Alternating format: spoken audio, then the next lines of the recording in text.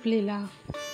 এই দুদিন আগেই যা ঝড় বৃষ্টি হলো সে কি বলবো, সব জায়গায় বোধহয় হয়েছে, আপনাদের ওখানেও মনে হয় হয়েছে, কিন্তু এখানে কিন্তু বেশ ভালো ঝড় বৃষ্টি হয়েছে।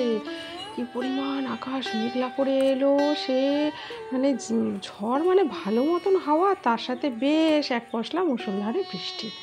কোথাও কোথাও অবশ্য শিল পড়া বৃষ্টিও হয়েছে শুনতে পেলাম, তা আমাদের এখানে শিলটা পড়েনি। আর এই দুদিন না বাগানে আসতে পারিনি, মানে এত বৃষ্টি হয়েছে তো কাদায় চারিদিকে যেন প্যাচপ্যাচ করছে। আজকের একটু রোদ উঠেছে ভালো, তারপরের দিন তো ভালো রোদ ওঠেনি, মানে গতকালও রোদ ওঠেনি, আর তার আগের দিন বৃষ্টিটা হয়েছে, আর আজকে দেখলাম ভালো রোদ উঠেছে। তাই দুদিনের একটু শুকনো ওয়েদারে একটু দেখেছি শুকনো হয়েছে, কিন্তু তাও কিন্তু বেশ ভেজা ভেজা। আর এই যে সকালবেলা পেঁপে বাড়তে চলে এসেছি, আর এখন গাছটাতে একটু লম্বা হয়ে গেছে, ওই ছোটো লাঠিটায় না হলো না, তাই জন্য আর একটা বড়ো লাঠি নিয়ে নিলাম। আর একটু খোঁচা দিতেই এই থাপাস করে পড়ে গেল একটা পেঁপে।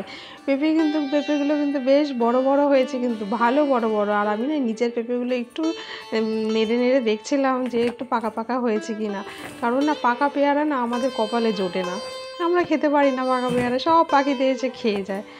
তো তাই ভাবছি নেড়ে নেড়ে তাই দেখছিলাম, একটু নাড়া দিয়ে দিয়ে দেখছিলাম যেগুলো পেকেছে কিনা, তাহলে যদি একটু পেরে নিয়ে ঘরে রাখা যায় তাহলে কদিনের মধ্যে পেকে যায়। তো সেই চেষ্টাই করছিলাম, কিন্তু না, সে হওয়ার নয়। তারপরে তো আরও এদিক ওদিক যে বেগুন গাছগুলো আছে সেখান থেকে কিছু কিছু বেগুন তুলে নিলাম। আজকের বেগুনগুলো তো ভাবছি আজকেরই তুলবো ভাবলাম, তার কারণ অনেকটা বেশ বড় হয়ে গেছে। আর এই নিজেদের গাছের বেগুন তো খুব একটা সার ঠার তো দিই না, খুব একটা কি সারই দিই না, ওই মাটিতেই এমনিই হয়েছে, কিন্তু বেশ ভালোই হয়েছে।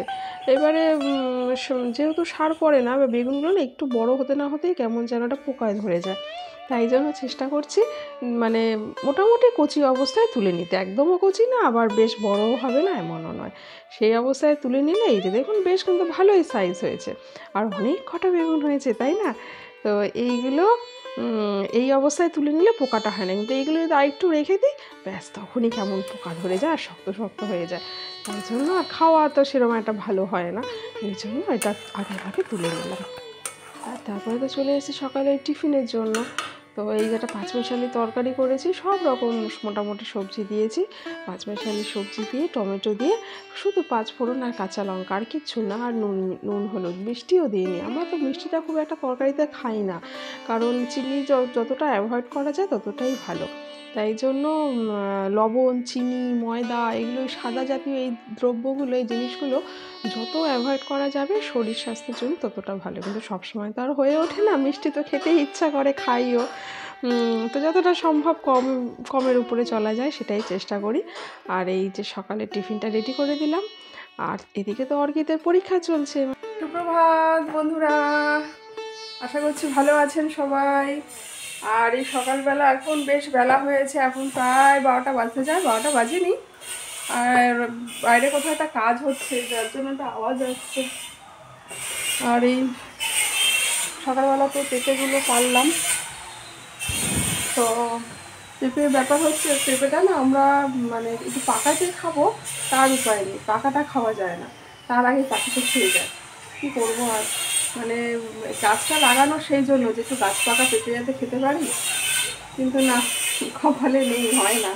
তবে হ্যাঁ, এই দুদিন আগে যে বৃষ্টিটা হলো, এই বৃষ্টিতে বেশ একটা একটুখানি সাইজে এরকম বড় বড় পেঁপে, বড় বড় বলতে কি মানে এর থেকেও প্রায় মানে এত অনেকটা বড় দেখাতে পাচ্ছি না, এক হাতে ক্যামেরা রয়েছে, তো সেই এরকম ছোটো একটা সাইজের, এরকম ছোটো সাইজের একটা পেঁপে দেখি গাছ থেকে পড়েছে। তো ওই পেঁপেটা দেখলাম পাকা পাকা, বেশ মানে পাখিতে খায়নি, পাকা পাকা রয়েছে, দুদিন বাড়িতে রাখলে পরে পেকে যাবে। তো এইভাবেই খাওয়া হয়, নাহলে আর খাওয়া হয় না। আর এই যে পেঁপে গাছ ভর্তি পেঁপে হয়ে রয়েছে, এই যে এই সাদা জবা গাছে সাদা জবাও ফুটেছে। আর এদিকে এই গাছটাকে একটু রোদে দিয়ে দিই, এই গাছগুলো তো শীতের গাছ, একটু রোদ পেলে এগুলো ভালো থাকে, একটু রোদে দিয়ে দিই, একটু রোদ পেলে এই গাছগুলো ভালো হয়। বারান্দায় এখন রোদ আসে, এরপর আস্তে আস্তে আর রোদ আসবে না, মানে যত গরম পড়বে তত আর রোদ পড়বে না। আজকে রান্নাবান্নাগুলো একটু দেখিয়ে দিই। এই যে আজকে হচ্ছে বাঁধাকপির তরকারি করেছি চিংড়ি মাছ দিয়ে, তাতে একটু তুলে আবার খাওয়াও হয়ে গেছে। আর এখানে হচ্ছে ভেটকি মাছের একটা ঝাল মতন করেছি, আর এদিকে বিটের ভাজা, আলু বিট দিয়ে পেঁয়াজ দিয়ে একটা কড়াইশুঁটি দিয়ে একটা ভাজা করেছি। তা তরকারিগুলো তখন যখন দেখালাম তখন একটু একটু খাওয়া হয়ে গেছে, তাই জন্য একটু ওরকম লাগছিল দেখতে। আর এদিকে তো যেটা বলছিলাম যে বাবানের তো পরীক্ষা চলছে, আর তার মধ্যে পড়ে গেছে বিয়েবাড়ি। এবারে তো যাই হোক, যদিও ওদের পরীক্ষাটা একটু ছুটি দিয়ে দিয়েই হচ্ছে, সেটাও একটা বিরক্তকর, জানেন তো। মানে পরীক্ষাতে একদিন ছুটি হয়, বড় জোর দুদিন কোনো পরীক্ষায় ছুটি হলো ঠিক আছে, কিন্তু ওদের 3 দিন 4 দিন করে মানে 1 মাস ধরে টানা পরীক্ষা চলছে, ভালো লাগে বলুন তো? তো মানে একটু বিরক্ত হয় না? একদিন ছুটি দিয়ে পরীক্ষা হয় ঠিক আছে, বড়জোর কোনো মানে সাবজেক্টে 2 দিন, কিন্তু 3-4 দিন ধরে পরীক্ষার ছুটি, আর এইভাবে পরীক্ষা চলছে, ও বিরক্ত হয়ে যাচ্ছে, আমাদেরও বিরক্ত লাগছে। আর তার মধ্যে পড়েছে এই বিয়েবাড়ি, যদিও বিয়েবাড়িটার পরে ওর 2 দিন ছুটি আছে, তো পরীক্ষাটা হয়ে মানে কভার করতে পারবে, কিন্তু এটা বিরক্তিকর না?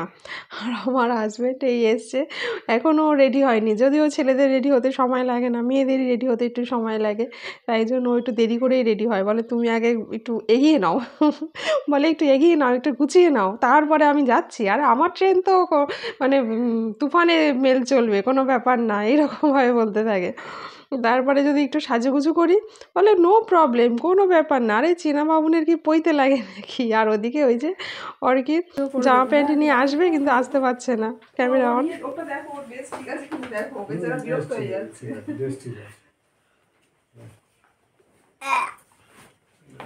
আমার ড্রেসটাই ঠিক নেই। কেন, তোমার জামাটা ঠিক আছে তো? জামা ঠিক আছে, প্যান্টটা এই সঙ্গে মানাচ্ছে না, একটা লাইট কালার প্যান্ট হলে ভালো, সাদা প্যান্ট হলে, আর ঘিয়ে কালারের প্যান্ট হলে ঠিক। ঠিক আছে, চল যা। আর তারপরে এই অবশেষে চলে এলাম বিয়েবাড়ি। খাওয়া দাওয়া কিন্তু ভীষণ ভালো দিয়েছিল, ভীষণ ভালো। মানে এখানে স্টার্টারেই ছিল হচ্ছে ওই স্টিক চিকেন, মানে চিকেন যেটা পকোড়া সেইটা না, পুরো বেশ বড় বড় কিউবের চিকেন স্টিক ছিল, তার সাথে ক্যাপসিকাম পেঁয়াজও গাঁথা ছিল। তো অপূর্ব সুন্দর টেস্ট হয়েছিল, মানে সেদ্ধটাও খুব ভালো হয়েছিল, দারুণ টেস্টি হয়েছিল।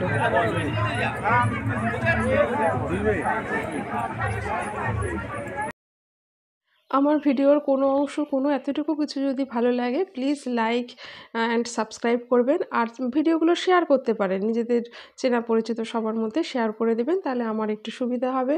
আর ফেসবুক থেকে যারা দেখছেন তাদেরকেও একই কথা বলবো, আর যারা অলরেডি কাজটি করেছেন তাদেরকে জানাই অসংখ্য ধন্যবাদ।